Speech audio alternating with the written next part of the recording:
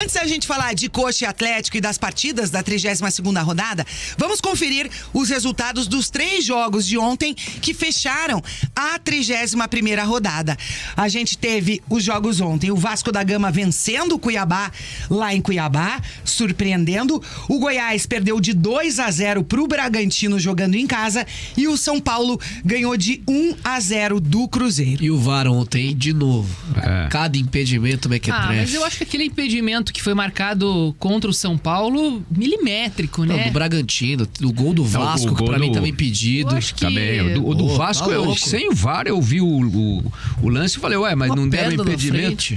E eles pegaram um ângulo que tinha jogadores na frente, depois mostraram por uma câmera invertida, né?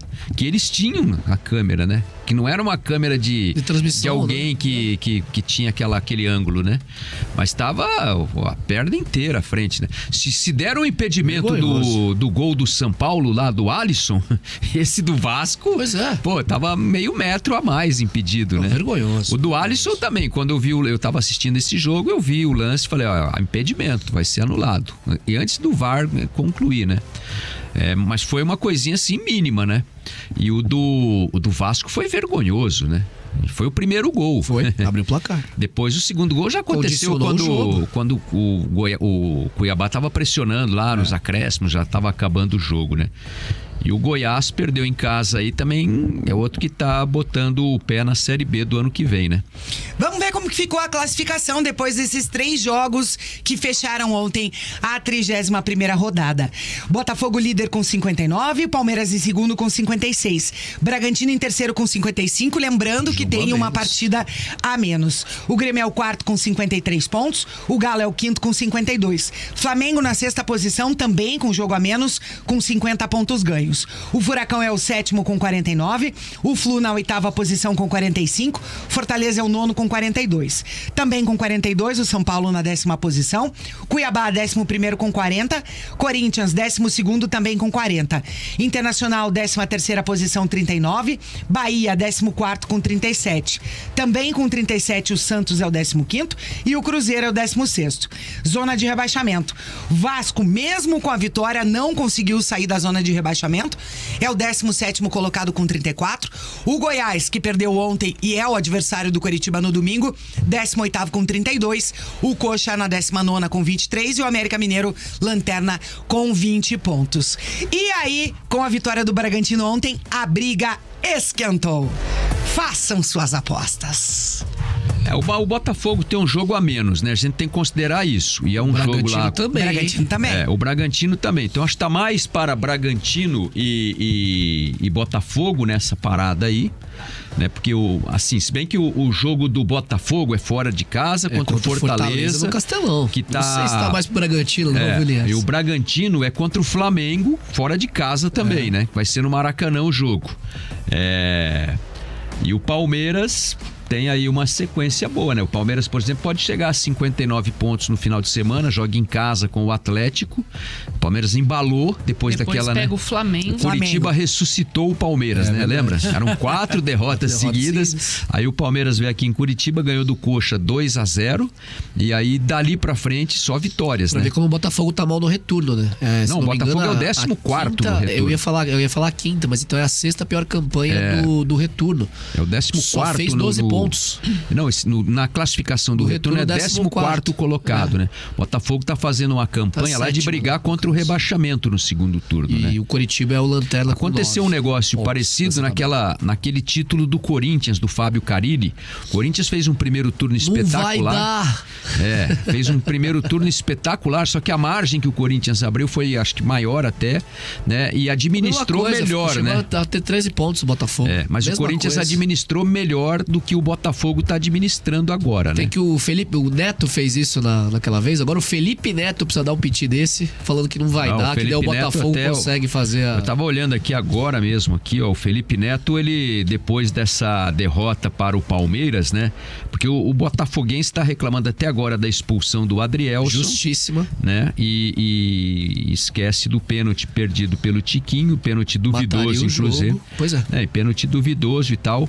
Aí o Felipe Neto Neto falou que a CBF era uma entidade corrupta, a CBF falou que ia processar o Felipe Neto, aí o Felipe Neto disse que não tinha medo de processo e que se a CBF realmente processasse, ele ia colocar, expor na mídia, nas redes sociais dele, tudo que ele tem de prova de corrupção da CBF. A CBF disse assim, acho que nós não vamos mais processar o Felipe Neto. Quer dizer, então, a CBF meio que assinou um atestado aí, né?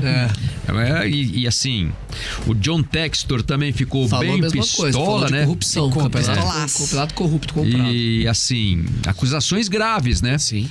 O Abel Ferreira, por exemplo, insinuou numa entrevista coletiva e foi suspenso pelo tribunal, lembra? Quando ele falou que o sistema, não sei o quê... Não podia deixar o Palmeiras ganhar de novo. E tal, ele foi suspenso. Quero ver se agora o Tribunal de Justiça vai ter a mesma atitude com o presidente do Botafogo, lá da SAF do Botafogo, né? Porque... Quando o Abel Ferreira falou, ele já imediatamente foi denunciado, julgado e punido, né? E o Abel falou coisa muito mais suave, inclusive, do que o presidente do Botafogo falou, né? O Textor disse, não, se quiserem me suspender, não tem problema, o estádio aqui é meu e eu estarei aqui. E ele ainda postou nas redes sociais, eu vim para botar fogo. I'm here to set fire. Mas agora sim, o que eu acho... E o Botafogo e o Bragantino, eles têm um confronto ainda, né? Eles vão se enfrentar. Mas o que eu acho... No dia 12. O que eu acho delicado é o seguinte... Curitiba pega os dois, hein? O Coxa pode ser a fiel da balança. Nós estamos falando de uma competição, de um produto, que é o Campeonato Brasileiro, e que os envolvidos, né, aquelas pessoas, aquelas entidades que fazem o Campeonato Brasileiro, estão acusando a entidade que organiza o campeonato de ser corrupta e de estar manipulando o desfecho da competição. Isso é muito grave. Isso, inclusive, abala muito a credibilidade do produto que eles, né, clubes, estão vendendo para o público. É verdade. Ou seja, se o campeonato é corrupto, como é que a gente pode acreditar, né, na lisura da competição? Se a cada jogo existe uma acusação contra a arbitragem, a gente vê erros a cada jogo da arbitragem. Esses erros são propositais, segundo essas pessoas que estão falando, são propositais.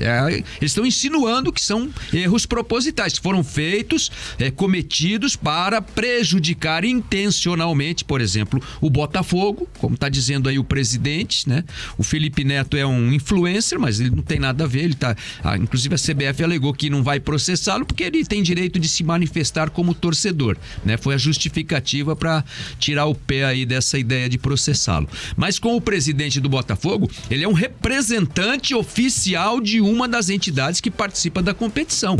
Então isso precisa ser apurado, né? A gente volta lá em 2005, que teve aquele campeonato brasileiro do esquema de resultados, né, da arbitragem, de denúncias, de manipulação de resultados, jogos anulados, o campeonato voltou em muitas partidas, né? E essa decisão acabou afetando o resultado final da competição, né? Porque o campeão seria um, acabou sendo outro. O Corinthians foi campeão de fato, mas não, até hoje ninguém fala que é o de direito. Então, nesse campeonato está acontecendo basicamente, pela afirmação do presidente do Botafogo, a mesma coisa. E a gente já falou diversas vezes aqui no Bate-Pronto. Isso não pode ficar batido, não pode passar batido, entende? Tem que haver uma investigação. Ou a CBF toma uma atitude contra o presidente do Botafogo e exige dele provas, né? Ou o presidente do Botafogo apresenta as provas da corrupção que ele acusou existir na CBF. Isso tem que ser resolvido. Senão, a credibilidade do campeonato está jogada no lixo. É isso. A gente já falou diversas vezes aqui no Bate-Pronto Curitiba com relação aos erros de arbitragem, né? Acho que é difícil ter uma equipe que até agora não foi prejudicada em nenhum momento, né? Todos. E assim, os erros, claro, essa denúncia é algo muito grave, né? Então aí você teria que parar tudo para realmente esclarecer o que vem acontecendo. Mas assim, o que a gente nota realmente são árbitros muitas vezes despreparados ou que têm uma interpretação errônea às vezes do que a regra diz, né? Porque, claro, teve ali algumas modificações, mas são erros muito grotescos, né? E eles se repetem e claro que vai prejudicar uma equipe, como pode prejudicar a equipe adversária no jogo seguinte, né? Quando você vê ali a escala de árbitros e as pessoas acabam comentando em cima disso, né? O jogo X é tal árbitro que vai apitar. Quando já existe um histórico problemático em relação àquele árbitro, todo mundo se manifesta contra, né? Não é só quem foi beneficiado, digamos assim, por aquele árbitro. Quando, né, teve algum jogo que sempre uma equipe vai ser prejudicada, outra vai ser beneficiada, né? Por um erro que acaba lá no final, né, fazendo a diferença. A gente vê um campeonato brasileiro extremamente disputado. Claro, o Botafogo durante toda a temporada aí praticamente na ponta, isolado, né? Tranquilo. Mas agora... campeonato afunilando, briga contra o rebaixamento, briga por uma vaga na Libertadores, briga pelo título entre 3 times, né? Algo que não estava se desenhando até então muita coisa pode mudar. Então eu acho que precisa realmente de muita responsabilidade de quem está lá dentro do gramado apitando os jogos para que eles sejam, né, da forma mais justa possível, porque é o torcedor que paga ingresso, é o torcedor que é o público que consome esse produto, né, que está lá em todos os jogos. E assim, comentar um negócio aqui sobre a nossa enquete de hoje aí. Você concorda com a final da Libertadores sem público? É claro que eu não concordo que a final seja de portões fechados, né? Agora sim, o que está acontecendo lá no Rio de Janeiro tá dando armas para a Comebol, e a gente sabe que a Comebol, né, nessas horas... detesta o futebol. E ela, assim, já aconteceu lá naquela final de Libertadores que foi em Madrid, alguma coisa meio parecida com isso aí, né? O time do Boca Juniors estava indo pro Monumental de Nunes, o ônibus foi apedrejado, criou-se lá um clima tenso, nervoso. 2018. Né? Gás de pimenta, aquele inferno que virou a chegada do Boca no estádio do River Plate para o segundo jogo, né?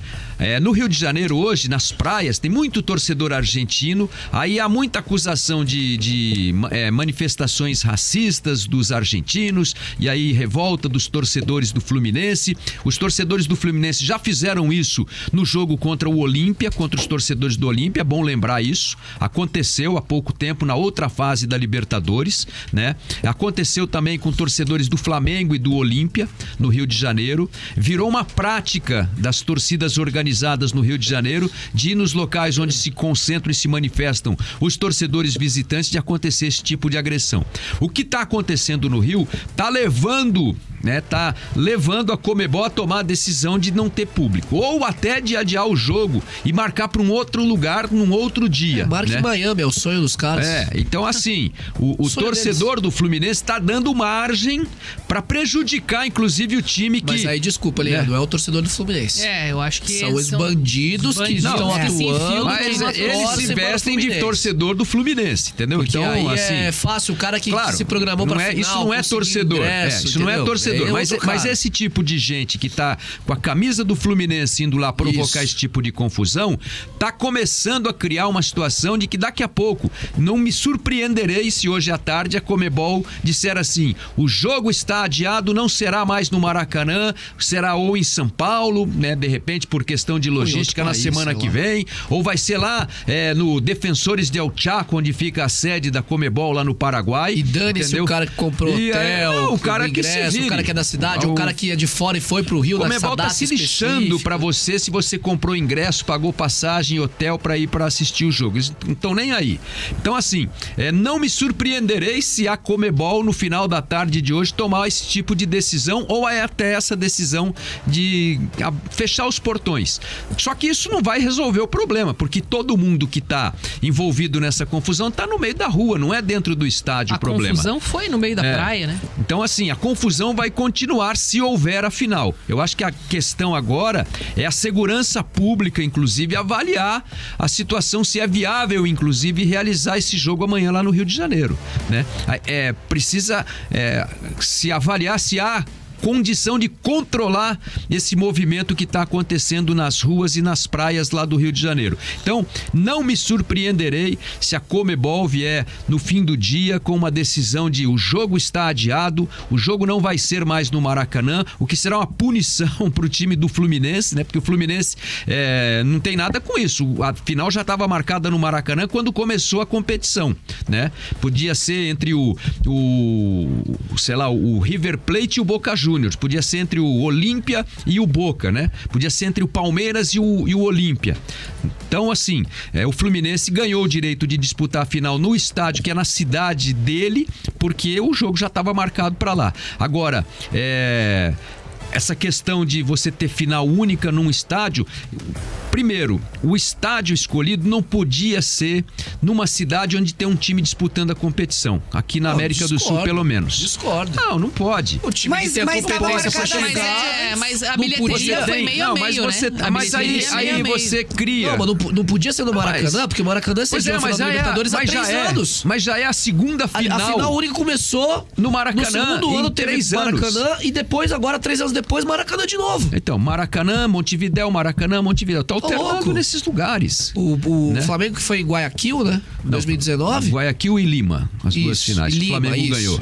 Lima e Guayaquil, que seria em Santiago, na verdade, foi em Lima. Isso, que também mudou por conta de problemas assim, exatamente como esse, que estava havendo manifestação política nas ruas. Então, eu não me surpreenderei se a Conmebol vier hoje, no fim da tarde, dizendo assim, olha, a final não será mais amanhã, porque, assim, o Boca deve estar trabalhando politicamente para isso nos bastidores. Pra eles é ótimo. E eles são muito fortes, entende? Então, assim, essa gente que está provocando essa confusão está dando margem para isso. É o atestado de incompetência da Conmebol, da Segurança Pública do Rio de Janeiro, de todos os envolvidos. Não, eu acho que seria um desastre. A Conmebol é o seguinte, não tem nada com isso, na minha opinião. Com essa briga, com essa confusão, não é problema da Conmebol. Conmebol é a entidade que organiza o campeonato. Ela marcou o jogo para o Rio de Janeiro, acabou. O jogo é lá. O problema da segurança é o Rio de Janeiro. É o governo estadual, o governo municipal. Na cidade, sem ingresso. No carnaval entram quantas mil pessoas no Rio de Janeiro? Mas sabe-se que vai ter um grande evento. Aí você deixa os caras entrarem, todo mundo sem ingresso, sem local para ficar, sem comprovação de nada. Tem o livre circulação da Mercosul. Legal pra caramba, mas daí acontece isso aí. O Edinaldo Nascimento participando lá de Pernambuco, se for para segurança da população, tanto do torcedor do Boca quanto do Flu, deve ser sem público. Participando também pelo nosso WhatsApp, o Alfredo, final do telefone 5185. Vamos ter mais uma guerra no final de semana no Rio de Janeiro, na praia, nas ruas, na arquibancada e talvez no gramado. Lamentável. Futebol virou guerra entre as torcidas organizadas. Você acaba com a maior competição do continente e o torcedor que vai estar lá dentro tem nada a ver com essa confusão. Não, até para responder aqui o Rogério Coelho falando, me desculpe, mas essa ideia de final única em cidade aleatória é ridícula. Na verdade, senhor Rogério, eu inclusive defendo que a final da Libertadores tem que ser um jogo no campo do Fluminense e outro jogo no campo do Boca. Tinha que ser assim. Eu acho que na América do Sul não funciona essa ideia de final única, por exemplo, como foi Atlético e Flamengo em Guayaquil, né? Uma logística horrorosa para se chegar lá, que privou as torcidas de poderem acompanhar o jogo, né? Foi um sacrifício enorme, como foi em Lima, a final do Flamengo e River Plate, como teve um jogo lá em Rosário, na final da Sul-Americana do São Paulo, né? Que foi os estádios vazios nas finais, agora foi lá em Maldonado, no Uruguai, Fortaleza e LDU. Essa final teve bastante público porque eles botaram no estádio de 15 mil pessoas. Um estádio que se fosse chegar na final, pelo regulamento não poderia ter. Não, veja Atlético e... da Conmebol, o estádio não poderia receber o jogo. Atlético e Bragantino, 2 times do Brasil foram jogar lá em Montevidéu, no Centenário, para 10 mil pessoas no estádio que cabe 100 mil. É verdade. Quer dizer, isso é ridículo, Rogério. Então, assim, na minha opinião, nem a Sul-Americana, nem a Libertadores poderiam ter esse negócio de final única num estádio, né, aleatório aí, porque o estádio escolhido, como é o Maracanã, podia ser o Mané Garrincha, podia ser a Arena Pantanal, podia ser lá o Defensores del Chaco, que um dia vai ser no Defensores del Chaco, vai ter um dia que vai ser a final lá no Hernando Siles, lá em La Paz, né, com 4 mil, um dia vai ter uma final lá. pelo critério da Conmebol, né? E vai reunir assim 2 times, um da praia e outro do Chaco.